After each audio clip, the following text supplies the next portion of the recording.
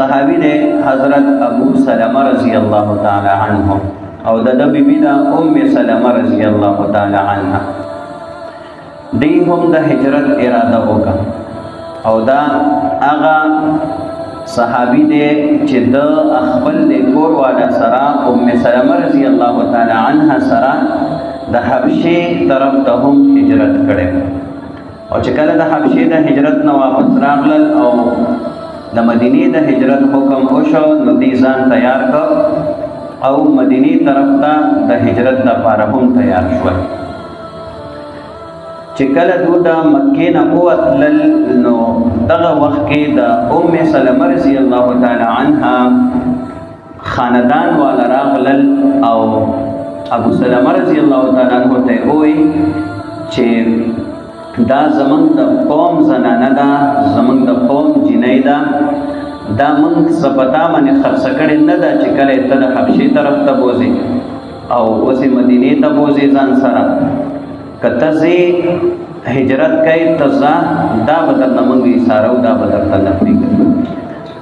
نو ام سلمہ رضی الله تعالی عنہ ایساره کا او ابو سلمہ رضی الله تعالی عنہ یوازې لاړو هجرت یې وکړو نو ام سلمہ رضی الله تعالی عنها فرمایي چې زه د خپل خاوند نه جدا کړم چې زه ورسره د حبشې په هجرت کې هم یو ځای وم زمونږ د دواړو مینه هم ډېره زیاته وه د خاوند نه جدا شوم چې څنګه د خاوند نه جدا شوم زما د خاوند قوم والا راغلل قبیلې والا او زما خاندان والو ته ووایي چې تاسو دا د خاوند نه جدا کا زمونږ د سړي نه جدا کا نو تاسو یې په ده باندې کې موږ حق لرو په سلمه باندې دی به موږ ته حواله کوي وی هغه یې زما د خاوند کور والا واغوستی وی درې واړه موږ جدا شو وی د خاوند په فراق کې په جدایۍ کې به ما په مکه کې جړل او د مکې نه بهر به صحرا ته ووتلم هلته به مې جړاګانې کولې چې په دغه کې یو کال تقریبا تیر شه وی بیا ورځ مې دغسې صحرا ته وتلم او جړل مې چې زما د قوم یو کس زه ولیدمه راغی زما خاندان والو ته یې ووایي چې تاسو دې سره ولې ظلم کوئ چې دا خپل خاوند سره ښه په خوشحالۍ باندې پاتې کېږي ښه په خوشحالۍ ورسره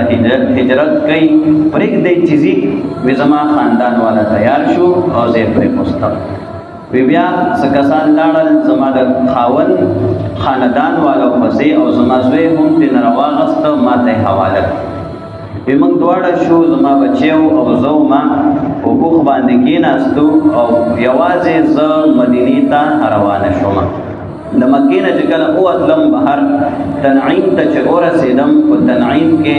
عثمان بن طلحه دا هلته و دغه وخت پورې لا مسلمان شوی نو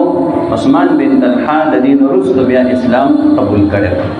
وی زه یې ولیدم وی ما نه یې تپوس وکړو چې چېرته ځې وی ما ورته وی مدینې ته ځم خپل خاوند پسې وی راته یې ووایي چې څوک دي در سره وی ما ورته وی څوک هم را سره نشته بلکل یوازې یمه وی دې د ده په ما باندې کې رحم راغی زمانه مخکې شو او د اوښ لګامې ونیسلو او روان شو زمانه مخکې وی ما ته وی چې راځه زه به تا ورسومه ستا خاوند خواته وی مخکې روان شو وی قسم په الله چې د عثمان بن طلحه نه مې زیات څوک شریف انسان نه دی لیدلی